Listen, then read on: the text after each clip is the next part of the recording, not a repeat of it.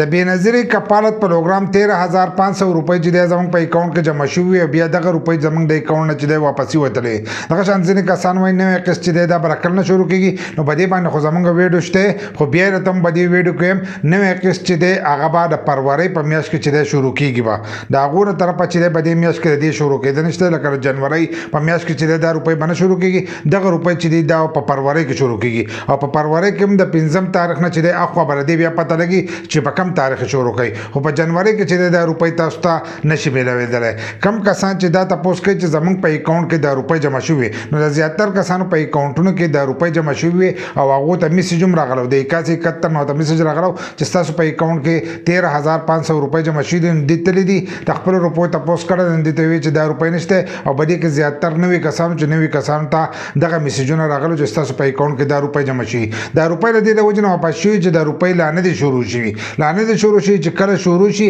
نو بیا به هم ستاسو په اکاونټونو کې دغه روپۍ جمع کېږي او تاسو ته به میلاویږي تاسو به ځای خپلې روپۍ چې دی دا به راخلئ ځکه هلن سات چې دی کیم سیټ هغو نه دي جوړ کړي په یو ځای داسې نشته چې هلته کې دا روپۍ میلاویږي کمې چې میلاویږي هغه 10500 روپۍ میلاویږي لکه د اکتوبر نومبر دسمبر هغه روپۍ میلاویږي او د جنورۍ دا روپۍ چې دي دا نه دي شروع شي نو چې کله دا شروع شي نو بیا به هم تاسو ته دغه میسجونه راځي او تاسو بیا خپلې روپۍ چې دی دا راغسته شئ نو د دې د وجې نه چې دی دغه واپسې تللی دي